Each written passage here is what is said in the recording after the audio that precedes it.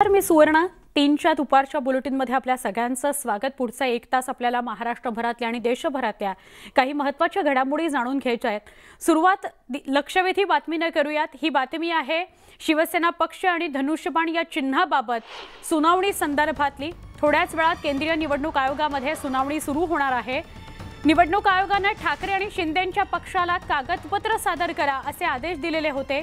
त्यानुसार दोन्ही गटांकडून निवडणूक आयोगाकडे कागदपत्र सादर करण्यात आली आहेत। आता निवडणूक आयोगासमोर प्रत्यक्ष सुनावणीला सुरुवात होणार आहे। या युक्तिवादानंतर शिवसेना नेमकी कुणाची, धनुष्यबाण कुणाला मिळणार याचा निर्णय लवकरच होण्याची शक्यता आहे।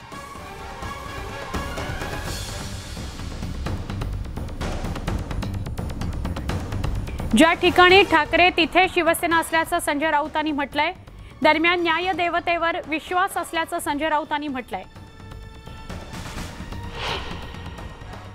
जिथे ठाकरे तिकडे शिवसेना, जिथे बाळासाहेब ठाकरे त्यांचे चिरंजीव ती शिवसेना। निवडणूक आयोग कशा प्रकारे काम करतो, आपला कशा प्रकारे निवडणुका होतात, त्याच्यामुळे शिवसेना आणि शिंदे गट ह्याच्यात सुनावणी सुरू आहे। आणि आम्हाला खात्री आहे सगळ्या संदर्भात एका विशिष्ट बाजूने निर्णय घेण्याची। तरीसुद्धा वरती सर्वोच्च न्यायालय जे आहे आमचं, त्याच्यावरती आमचा विश्वास आहे, न्यायदेवतेवरती। मग धनुष्यबाण असेल, शिवसेना हे नाव असेल, हे बाळासाहेब ठाकरे म्हणजे उद्धव ठाकरे यांच्या शिवसेनेचं आहे। बाकी गट वगैरे जे काय आहेत त्या संदर्भात निकाल राज्याची जनताही घेईल। आमचे प्रतिनिधी प्रशांत लीला रामदास आपल्या सोबत आहेत, त्यांच्याशी सविस्तर बोलूया। प्रशांत, फार महत्त्वाचा दिवस आहे कारण केंद्रीय निवडणूक आयोगासमोर प्रत्यक्ष सुनावणीला सुरुवात होती आहे। काय अधिक सांगाल? बरोबर आहे सुवर्णा, दोन्ही नेत्यांसाठी आणि दोन्ही पक्षासाठी, खास करून बाळासाहेबांशी शिवसेना आणि शिवसेना उद्धव बाळासाहेब ठाकरे या दोन्ही पक्षांसाठी आजचा अतिशय महत्त्वाचा दिवस आहे। कारण की यापूर्वी फक्त कागदपत्र सादर करण्याचंच काम केंद्रीय निवडणूक आयोगामध्ये करण्यात आलं होतं। आणि हे जे समोर दिसतंय हे केंद्रीय निवडणूक आयोगाची मुख्य इमारत आहे। आणि या इमारतीमध्ये बहुतांश वकील, खास करून महेश जेठमलानी जे शिंदे गटाच्या वतीने किंवा शिंदे पक्षाच्या वतीने आलेले आहेत, त्यानंतर कपिल सिब्बल हे युक्तिवाद करण्याकरता आलेले आहेत। खास करून जर बघितलं आपण ज्या पद्धतीनं माहिती मिळते ठाकरे पक्षाच्या उद्धव बाळासाहेब ठाकरे पक्षाच्या वतीनं आतापर्यंत 160 प्रतिनिधींचं संघटनात्मक प्रतिनिधी, 2,82,000 आणि प्राथमिक सदस्यांचं जर बघितलं आपण तर साधारणतः 19,41,815 अशा आणि साधारणतः आतापर्यंत 22 लाखापेक्षा जास्त प्रतिज्ञापत्र हे शिवसेना उद्धव बाळासाहेब ठाकरेच्या वतीनं सादर करण्यात आले। तर खास करून बाळासाहेबांशी शिवसेनाच्या वतीनं 12 खासदार, 40 आमदार, संघटनात्मक प्रतिनिधी 711, स्थानिक स्वराज्य संस्थेचे प्रतिनिधी 2046, प्राथमिक सदस्य 4 लाख आणि साधारणतः 4,51,000 संदर्भात प्रतिज्ञापत्र आतापर्यंत सादर करण्यात आलेले आहे। या सगळ्या संदर्भात आज युक्तिवाद होणार आहे। वकिलांची फौज इथे आलेली आहे। अनिल देसाई जे खास करून उद्धव बाळासाहेब ठाकरे या शिवसेना पक्षाचे नेते आहेत ते देखील आलेले आहेत। त्यांच्या वतीनं कपिल सिब्बल युक्तिवाद करेल, तर शिंदे जो पक्ष आहे शिंदेंचा त्यांच्या वतीने महेश जेठमलानी, आपल्याला माहीत असेल की या संपूर्ण याच्यामध्ये महेश जेठमलानी हे प्रमुख वकील होते सगळ्या प्रकरणामध्ये, ते देखील इथे आलेले आहे। त्यामुळे आजचा युक्तिवाद हा साधारणतः 1 ते 1.5 तास चालेल अशा प्रकारची माहिती सूत्रांनी दिलेली आहे। साधारणतः 4:30 पर्यंत या संदर्भात काही महत्त्वाचा निर्णय येतो का हे पाहणं अतिशय महत्त्वाचं ठरणार आहे। स्वर्णा, नक्की दोन्ही बाजूंकडून काय कागदपत्र सादर करण्यात आली याची स्पष्टता आपण केली आहे। अर्थात कोणत्या निकषांवर केंद्रीय निवडणूक आयोग या सगळ्या सुनावणीकडे बघेल किंवा चाचपडेल या दोन्ही गटांना हे बघणं महत्त्वाचं आहे। धन्यवाद तुर्तास प्रशांत, आपण ही सविस्तर माहिती दिलीत त्याबद्दल। शिवसेना उद्धव बाळासाहेब ठाकरे पक्षाची आज महत्त्वाची बैठक बोलवण्यात आली आहे। 17 डिसेंबरला महाविकास आघाडीनं महामोर्चा आयोजित केला। या महामोर्चाच्या नियोजनाकरता ठाकरे गटानं ही बैठक बोलावली आहे। मुंबईत भायखळा इथल्या राणीच्या बागेत ही बैठक पार पडतीये। या बैठकीत महामोर्चाचा मार्ग अंतिम करण्यात येणार आहे। या महामोर्चाच्या मार्गावर शिक्कामोर्तब करण्यात येणार आहे। ही राणीच्या बागेमध्ये बैठक होणार आहे। 17 डिसेंबरला मवियाचा जो महामोर्चा आहे त्याच्या रूट संदर्भात फायनलायझेशन या बैठकीत होऊ शकेल। राष्ट्रवादी काँग्रेसचे अध्यक्ष शरद पवार यांचा वाढदिवस आहे आज आणि त्या निमित्ताने मुंबईमध्ये यशवंत चव्हाण सेंटरमध्ये कार्यक्रमाचं आयोजन करण्यात आलेलं होतं। यावेळी शरद पवार यांनी कार्यकर्त्यांना मार्गदर्शन केलं। समृद्धी महामार्गाच्या उद्घाटन सोहळ्यामध्ये पंतप्रधान नरेंद्र मोदी यांनी राष्ट्रवादी काँग्रेसवर टीका केली होती, त्यावर पवारांनी भाष्य केलं। राज्यकर्ते साक्षीदाराने वेळोवेळी घेतलेली भूमिका या संदर्भात आम्ही सविस्तर युक्तिवाद केला व त्याचबरोबर या प्रकरणात एप्रिल 2021 मध्ये गुन्हा दाखल झाल्यानंतर कुठल्याही कायद्याची प्रक्रिया न राबवता एप्रिल 2022 मध्ये बेकायदेशीररित्या देशमुखांना अटक जी करण्यात आली होती त्या संदर्भात देखील आम्ही कोर्टाचं लक्ष वेधून घेतलं। एक महत्त्वाची बातमी, केंद्रीय निवडणूक आयोगामध्ये शिंदे विरुद्ध ठाकरे अशी लढाई सुरू झालेली आहे। धनुष्यबाणाबाबतची सुनावणी संपलेली आहे आणि आता पक्षासंदर्भातली कदाचित सुनावणी सुरू असेल। अधिक माहिती आपण घेऊया। धनुष्यबाणाबाबत सुनावणी मात्र संपलेली आहे। फार महत्त्वाची ही बातमी आहे। केंद्रीय निवडणूक आयोगामध्ये शिंदे विरुद्ध ठाकरे लढाई कागदपत्र आधी सादर करायची होती, दोन्ही गटांनी कागदपत्र सादर केली। आता प्रत्यक्ष सुनावणीला सुरुवात झाली आहे। आमचे प्रतिनिधी प्रशांत लीला रामदास यांना विचारूया। प्रशांत, काय अपडेट? महत्त्वाचं म्हणजे जर बघितलं आपण तर सुनावणी नुकतीच संपलेली आहे आणि आता एक एक वकील बाहेर पडतात। त्यांच्या गाड्या आता केंद्रीय निवडणूक आयोगाच्या परिसरात जाताना आपल्याला पाहायला मिळतंय। अनिल देसाई थोड्या वेळासाठी बाहेर आले होते, महेश जेठमलानी ते देखील बाहेर आले होते। त्यानंतर सोबतच जर बघितलं आपण याशिवाय कपिल सिब्बल देखील बाहेर आले होते। ह्या सगळ्या वकिलांच्या गाड्या ज्या आहेत त्या आता केंद्रीय निवडणूक आयोगाच्या परिसरात आवारात जात आहे आणि तिथूनच ते बाहेर पडतील अशा प्रकारची शक्यता व्यक्त केली जात आहे। एक लांब रांग लागलेली आहे आणि महत्त्वाचं म्हणजे या सगळ्या पार्श्वभूमीवरती हे अत्यंत महत्त्वाचं आहे की साधारणतः 3:05 सुनावणी सुरू झाली आणि साधारणतः 3:15 ही सुनावणी संपलेली आहे। सगळ्यांना डॉक्युमेंट सादर करण्याकरता आदेश दिला आहे। त्यानंतर जर बघितलं तर समोर आपल्याला जे दिसत आहे, इथून खास करून जर बघितलं आपण तर समोर जे दिसत आहे ते खास करून उद्धव बाळासाहेब ठाकरे पक्षाचे नेते आणि त्यांचे वकील देखील पाहायला मिळत आहे आणि हे आता बाहेर येताना पाहायला मिळतं। अनिल देसाई बाहेर येत आहे। अनिल देसाई बाहेर येताना आपल्याला पाहायला मिळतंय आणि अनिल देसाईंसोबत इतरही वकील सोबत असतील आणि या सगळ्या पार्श्वभूमीवरती हे अत्यंत महत्त्वाचं आहे की अनिल देसाईंच्या सोबत आता काय झालंय आजच्या सुनावणीमध्ये हे देखील पाहणं महत्त्वाचं ठरणार आहे। आपण थेट अनिल देसाई यांच्याकडे जाऊया आणि अनिल देसाईंना विचारूया आजच्या सुनावणीमध्ये काय झालं म्हणून।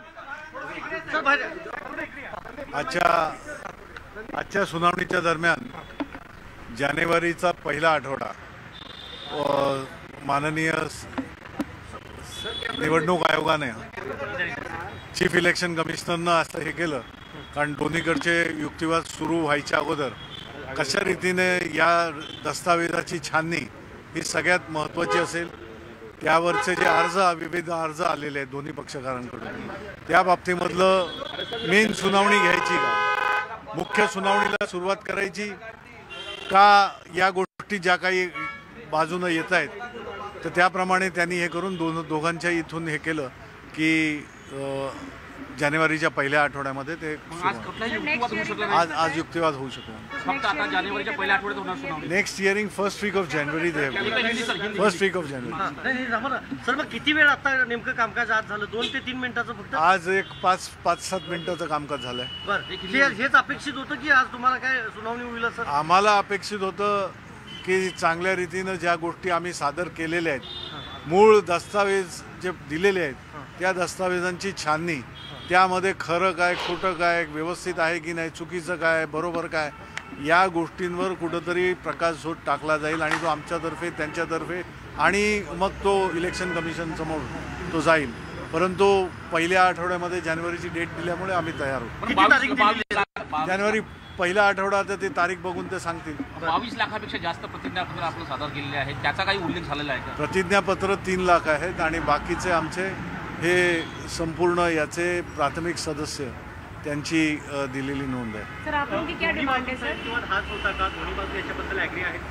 अर्थात इलेक्शन कमिशनरने ज्याप्रमाणे गोष्टी आल्या त्याप्रमाणे विविध अर्ज आहेत या मूळ सुनावणीच्या बरोबरच्या अर्जाबरोबर, त्या गोष्टींचा उहापोह ते म्हणाले की जानेवारीच्या पहिल्या आठवड्यामध्ये याबाबतचं सगळं व्यवस्थित हे करून या आणि सुनावणी आपण सुरू करू। क्या हुआ सर आज चीफ इलेक्शन कमिश्नर ने जब सुनवाई शुरू हुई दोनों साइड्स की जो बातें थी रखी और ये सुनवाई होगी ये हमारी अपेक्षा थी, लेकिन जिस तरह से उसी मेन जो हियरिंग है, मेन हियरिंग को लेके जो और दस्तावेज आए थे या 2-3 एप्लीकेशन और भी लगे हुए थे अन्य कारणों के वजह से, उनके ऊपर बात करते हुए चीफ इलेक्शन कमिश्नर ने सुना और कहा कि फर्स्ट वीक ऑफ जनवरी में इन बातों को लेके हम आएंगे। म्हणजे इतर गोष्टी आहेत त्या नेमक्या काय? आता त्यांनी मांडलेल्या आम्ही हेच की याच्यामध्ये जे दस्तावेज तुम्ही तुमच्या विविध नमुन्याप्रमाणे म्हटलंय तो विविध नमुना किंवा तसं पाळलं गेलं आहे का, ते खरोखर आहे का, मग त्यामध्ये काय आहे काय नाही हे आपण आता हे पुढे येईल त्यावेळेला आपल्याला कळेल। धन्यवाद। ह्यात अनिल देसाई होते आणि अनिल देसाई इथे आता जानेवारीच्या पहिल्या आठवड्यामध्ये सुनावणी होणार आहे। आज साधारणतः 5 ते 10 मिनिटं सुनावणी झाली आणि या सुनावणीमध्ये दोन्ही पक्षांना जानेवारीची तारीख देण्यात आली आणि महत्त्वाचं म्हणजे जर बघितलं त्यांनी दावा केलेला आहे की 3 लाख आम्ही शपथपत्र आणि इतर साधारणतः जे जर बघितलं आपण ते 19 लाख हे वेगवेगळ्या प्रकारची माहिती आणि प्रतिज्ञापत्रासारखे जे विविध नमुन्यात दिलेली आहे। याचा अर्थ असा होतो की आता लढाई हे जानेवारीच्या पहिल्या आठवड्यात होणार आहे, जे खास करून शिवसेना कोणाच्या हक्काची, धनुष्यबाण कोणाच्या हक्काचं, कारण की ही शिवसेना कोणाला मिळेल हे देखील जानेवारीच्या पहिल्या आठवड्यात निश्चित होण्याची शक्यता आहे। सुवर्णा। प्रशांत, आभार, सविस्तर माहिती दिली त्याबद्दल। आज जी सुनावणी झाली केंद्रीय निवडणूक आयोगामध्ये ती साधारणपणे 5-10 मिनिटाची झाली, त्यानंतरच्या प्रतिक्रिया आपण पाहिल्या। एक छोटासा ब्रेक घेतोय, अजून काही बातम्यांसह काही क्षणात पुन्हा भेटूया। पहा फक्त न्यूज 18। पत्राचाळ घोटाळा प्रकरणी संजय राऊतांना मिळालेला जामीन रद्द करण्याच्या मागणीसाठी ईडीनं हायकोर्टात याचिका दाखल केली आहे। या याचिकेवर आज होणारी सुनावणी कोर्टानं तहकूब केली आहे। ईडीच्या या याचिकेवर 6 जानेवारीला सुनावणी होणार आहे। पत्राचाळ प्रकरणी संजय राऊतांना ईडीनं अटक केली होती। दरम्यान राऊतांना जामीन मिळाल्यानंतर ईडीनं कोर्टात याचिका दाखल केली आहे। संजय राऊत यांचा जामीन रद्द करण्यात यावा अशी मागणी ईडीनं कोर्टात केली आहे।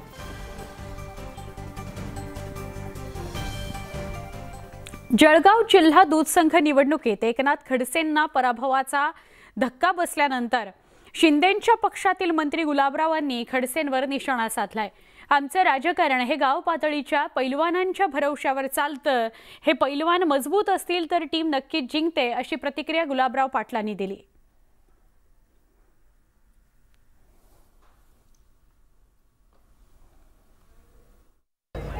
राजकारणाची कबड्डी अशीच असते, हुतू असते, त्याच्यामध्ये माणसं निवडले असतात, त्यांनी आपण पाहिलं असेल। आम्ही राजकारणामध्ये आमचे खाली गाव पातळीवर असेच पैलवान ठेवलेले असतात, त्यांच्या भरोश्यावर आमचं राजकारण चालतं। त्यामुळे ते पैलवान आमचे मजबूत असले तर आमची टीम जिंकते। आजच्या निवडणुकीच्या पहिला आदरणीय मुक्ताईनगरचे नाथाभाऊ होते आणि इकडे आम्ही होतो। समृद्धी महामार्गाच्या उद्घाटनानंतर उद्धव ठाकरेंनी टीका केली होती। दरम्यान त्यांच्या या टीकेला गुलाबराव पाटलांनी प्रत्युत्तर दिलंय। महामार्ग हा लोकांकरता असतो, त्यावरून आरोप प्रत्यारोप करणं योग्य नाही असं गुलाबराव पाटलांनी म्हटलंय। उद्धव ठाकरेंना या महामार्गाचं क्रेडिट घ्यायचं होतं असंही गुलाबराव पाटलांनी म्हटलंय। त्यांना कामापेक्षा क्रेडिट घेण्याची सवय असल्याचा टोला पाटलांनी लगावला। जनतेकरता सुविधा असतात आणि त्याचं उद्घाटन रीतशीर पंतप्रधानांनी केलेलं आहे आणि आपण त्यांचं कौतुक केलं पाहिजे। कोणतेही रस्ते ही महामार्ग हे लोकांकरताच असतात, त्यामुळे त्यात काय नौखं आहे असं मला काही वाटत नाही। हे बघा, आता त्यांच्या त्या बोलण्याची भाषा मी काय मला बोलता येणं उचित होणार नाही, पण मला असं वाटतं की हा जो मोठा रोड तयार झाला आहे, ज्याच्याने दळणवळणाची साधनं होणार आहे, ज्याच्यामुळे अंतर कमी होणार आहे आणि जगामध्ये आणि इतर पाहिलं इन्फ्रास्ट्रक्चर जे खालच्या पातळीवर उभं राहायला पाहिजे ते करण्याचा प्रयत्न सरकारने केलेला आहे। प्रत्येकाच्या काळामध्ये कामं झाली असतील, परंतु क्रेडिट घेण्यावरून हा वाद असावा असं मला या ठिकाणी वाटतं। राज्यात अनेक ठिकाणी ग्रामपंचायतीच्या निवडणुका पार पडत आहेत। दरम्यान या निवडणुकीत 70% ग्रामपंचायती या भाजपनं जिंकाव्यात असं आवाहन भाजप प्रदेशाध्यक्ष चंद्रशेखर बावनकुळे यांनी कार्यकर्त्यांना केलंय। भाजप नेते राजू पाटील यांनी आयोजित केलेल्या भाजप कार्यकर्ता मेळाव्यात ते बोलत होते।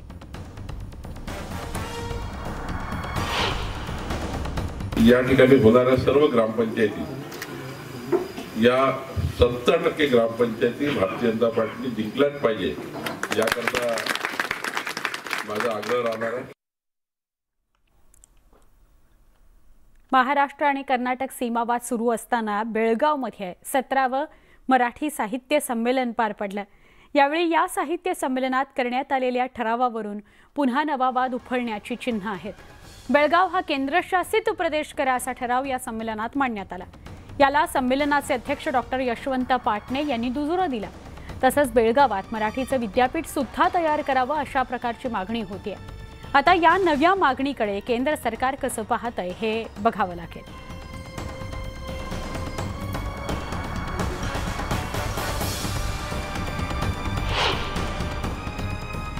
की मराठी संस्कृतीला विकसित होण्यासाठी भाषा महत्त्वाची असते आणि या दृष्टीनं मराठीचं एक विद्यापीठही तिथं निर्माण व्हावं आणि आजूबाजूची जी काही एक संमेलनं मराठी साहित्याची असतात त्यांनाही शासनानं एक भरघोस अशा पद्धतीचा निधी द्यावा. एक प्रकारची माझी संस्कृती ही कोमजत चालली का काय आणि मग अशा वेळेस आपले व्यवहार आपल्याला मराठीत करता यावेत.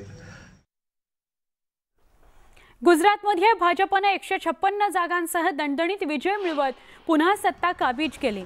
भूपेंद्र पटेल हे आज दुसऱ्यांदा गुजरातच्या मुख्यमंत्रीपदाची शपथ घेताना बघायला मिळाले. या शपथविधी सोहळ्याला पंतप्रधान नरेंद्र मोदी, गृहमंत्री अमित शहा उपस्थित होते. भाजपचे अध्यक्ष जे.पी. नड्डाही उपस्थित होते. तसंच भाजपचे अन्य राज्यातले काही मुख्यमंत्री देखील या सोहळ्याला उपस्थित होते. महाराष्ट्रातून मुख्यमंत्री एकनाथ शिंदे आणि उपमुख्यमंत्री देवेंद्र फडणवीस यांचीही सोहळ्याला हजेरी होती.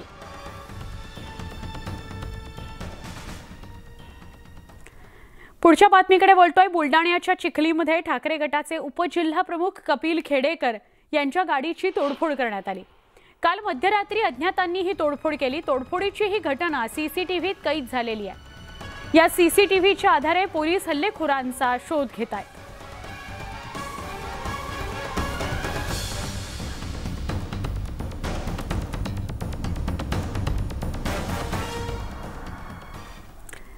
पुण्यातून बातमी आहे. रिक्षा चालक पुन्हा एकदा चक्काजाम आंदोलन करणार आहेत. रिक्षा संघटनांच्या मागण्या मान्य न झाल्यानं रिक्षा चालक पुन्हा एकदा संपावर जाणार असल्याचं सांगण्यात आलंय.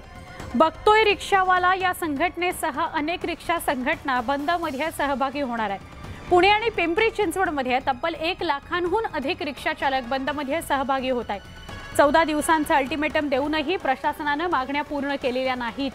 मुख्यमंत्री एकनाथ शिंदे आणि पुण्याचे पालकमंत्री चंद्रकांत पाटील यांनी आदेश देऊनही अधिकाऱ्यांनी बेकायदा बाईक टॅक्सीवर कारवाई केली नाही असा आरोप संघटनांनी केलाय.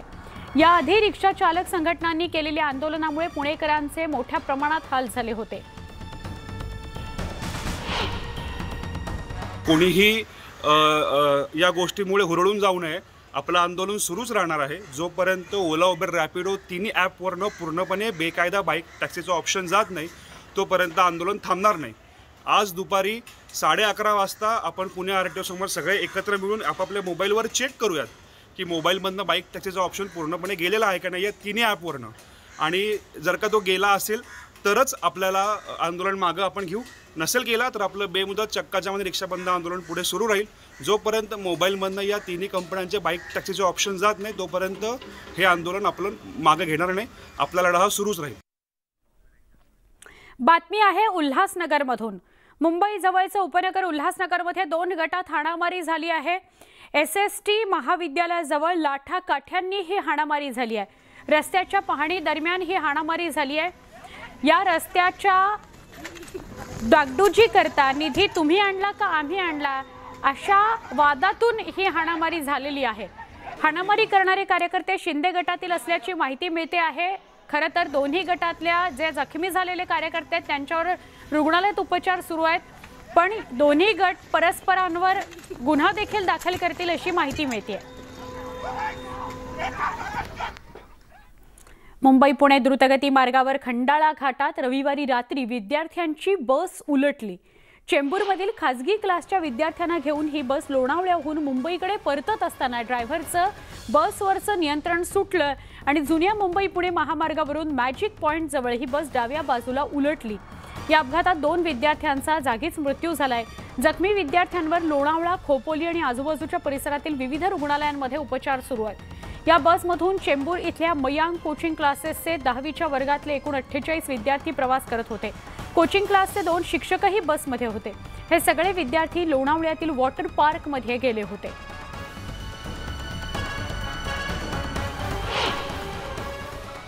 काल रात्री ज्या पद्धतीनं खंडाळा घाट या ठिकाणी अपघात झाला, जुन्या मुंबई पुणे या महामार्गावर एका खाजगी क्लासेसच्या विद्यार्थ्यांची बस पलटली आणि त्यात जवळपास 48 विद्यार्थी हे जखमी झाले. त्यातले 41 विद्यार्थी ह्याच MGM हॉस्पिटलमध्ये आता दाखल आहेत. त्यापैकी 5 जे विद्यार्थी आहेत हे अत्यंत सिरियस आहेत, अशा प्रकारची त्यांच्यावर इंजुरी झालेली आहे, त्यांना दुखापत झालेली आहे।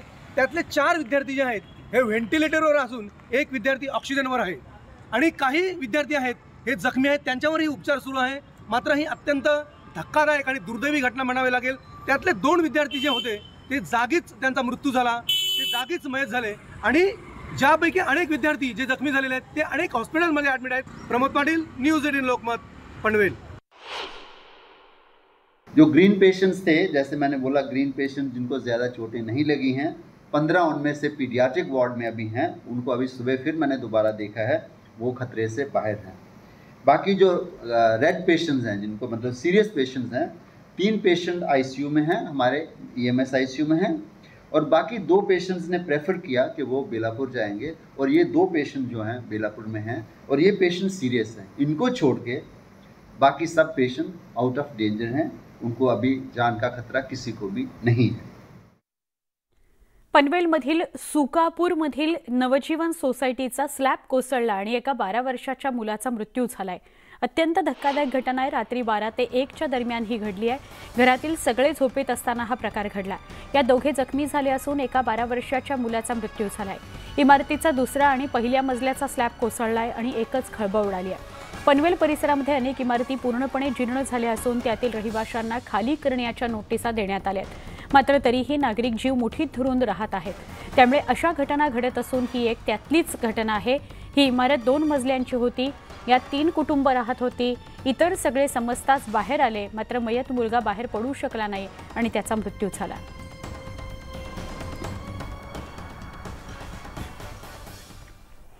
बोईसरमधल्या अवधनगर परिसरात भंगाराच्या दुकानाला आग लागल्याची घटना घडली आहे। या आगीत भंगाराची दुकानं पूर्णपणे जळून खाक झाली आहेत। शॉर्ट सर्किटमुळे ही आग लागली असावी अशी माहिती समोर येते। या आगीत कोणतीही जीवितहानी झालेली नाही, पण आगीत दुकानांचं मोठं नुकसान झालंय। यामधील अनेक दुकानं अनधिकृत आहेत। या दुकानांवर कारवाई होत नसल्याचं स्थानिकांचं मत आहे।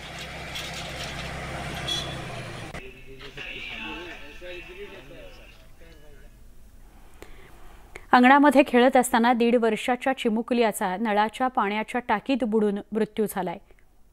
भंडारा जिल्ह्यातल्या मोहाडी तालुक्यात ही घटना घडली आहे। प्रियांशु जितेंद्र मेहर असं चिमुकल्याचं नाव आहे। गेल्याच आठवड्यात देखील अशाच प्रकारची घटना घडली होती। एका 1.5 वर्षाच्या चिमुकलीचा टाकीत बुडून मृत्यू झाला होता आणि आता ही दुसरी घटना।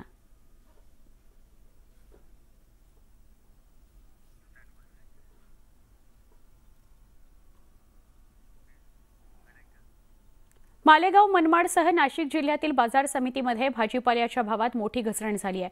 मेथी, कोथिंबीर, वांग यांना तर कवडीमोल भाव मिळतोय। हे दर इतके घसरलेत की वाहतुकीचा खर्च देखील निघत नाहीये। शेतकरी हवालदिल झालाय। अतिवृष्टीच्या संकटातून बळीराजा सावरत असतानाच या दरात आलेल्या घसरणीमुळे शेतकरी आर्थिक संकटात सापडलाय।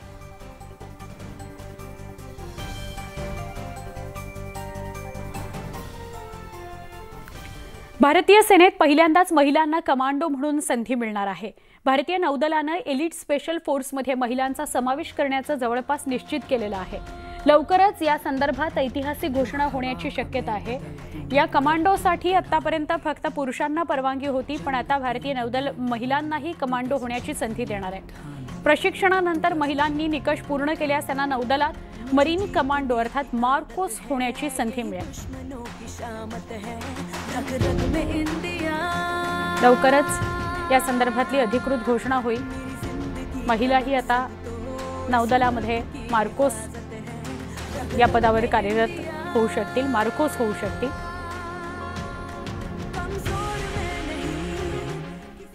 महाविकास आघाडीचे नेते मुंबई पोलीस आयुक्तांची भेट घेणार आहेत। आयुक्त कार्यालयात ही भेट घेणार आहेत। 17 डिसेंबरला मोर्चाबाबत शिवसेना नेते सचिन अहिर, अजय चौधरी, मिलिंद नार्वेकर, अनिल परब, नसीम खान, हेमंत टकले यांचं शिष्टमंडळ जाऊन भेटणारे आयुक्तांना मोर्चाच्या पार्श्वभूमीवर आयुक्तांची ही भेट असेल। मवियाचा 17 तारखेला मोर्चा आहे। या मोर्चा संदर्भात बोलण्यासाठीच मुंबई पोलीस आयुक्तांची ते भेट घेणार आहेत असं कळतंय। आयुक्त कार्यालयात जाऊन ही भेट घेतली जाणार आहे। सचिन अहिर, अजय चौधरी, मिलिंद नार्वेकर, अनिल परब, नसीम खान, हेमंत टकले हे शिष्टमंडळ जाऊन मुंबई पोलीस आयुक्तांना भेटणार आहे। मोर्चाचा रूट आज फायनल होणार आहे आणि त्याविषयीच स्पष्टता देण्याकरता, मोर्चाची कल्पना देण्याकरता परवानगीसाठी ही पोलीस आयुक्तांची भेट असू शकते। आमचे प्रतिनिधी विशाल पाटील आपल्या सोबत आहेत। विशाल, मुंबई पोलीस आयुक्तांना शिष्टमंडळ भेटणार आहे मवियाचं, काय अधिक माहिती? सुवर्ण 17 डिसेंबरला महाविकास आघाडीकडनं एक मोर्चा काढण्यात येणार आहे।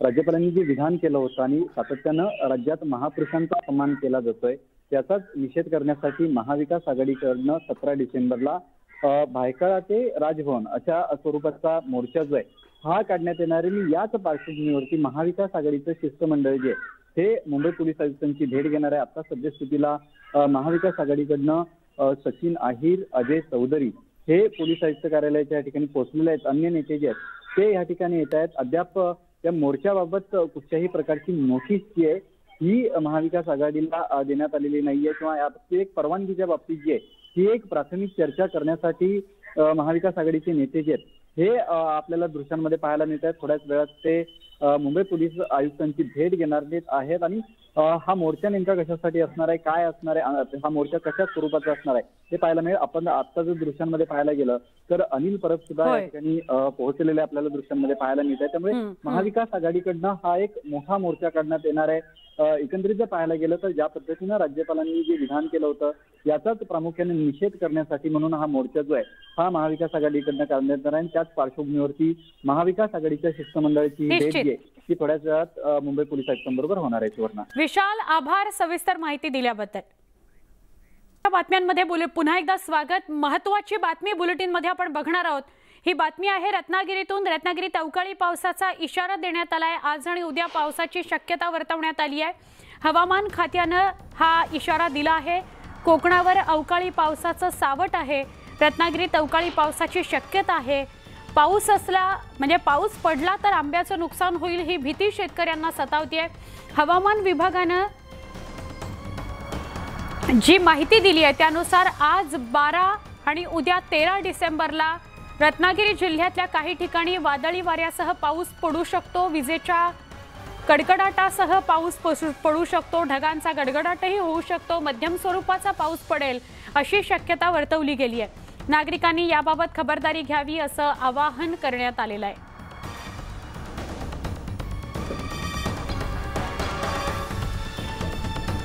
आमचे प्रतिनिधी स्वप्नील गाहग यांच्याशी अधिक बोलूया। स्वप्नील, ही शक्यता वर्तवण्यात आली होती की कोकणामध्ये काही भागात पाऊस पडू शकतो मध्यम स्वरूपाचा, पण याचा फटका बसू शकतो काही शेतकऱ्यांना? नक्कीच सुवर्ण, कारण गेली 2 दिवस जर आपण पाहिलं तर कोकणामध्ये अत्यंत ढगाळ वातावरण आहे आणि हवामान विभागाकडून देण्यात आलेला जो इशारा आहे त्या इशाऱ्यानुसार तुरळक प्रमाणात का होईना पण रत्नागिरी जिल्ह्यातील अनेक ठिकाणी पावसाचं प्रमाण जे आहे ते सुरू आहे आणि याचा परिणाम हा आंबा आणि काजू बागायतींवरती होताना दिसतो आहे। कारण हा आताचा जर हंगाम आपण पाहिला तर आंबा आणि काजू या दोन्ही बागायतींना आता मोहर येण्याची आता हंगाम आहे। पाहायला गेलं तर आता थंडीचा मोसम आहे आणि असं असताना सुद्धा गेल्या 8 ते 10 दिवस जर आपण पाहिलं तर कोकणातलं वातावरण हे सातत्यानं बदलताना दिसतंय।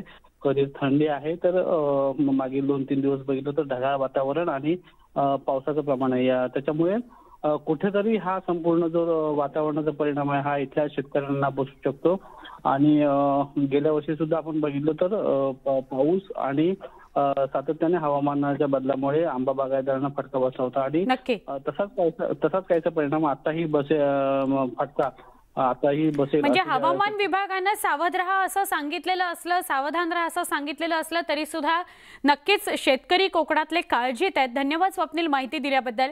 या सगळ्या घडामोडींसह बुलेटिनमध्ये इथेच थांबतोय।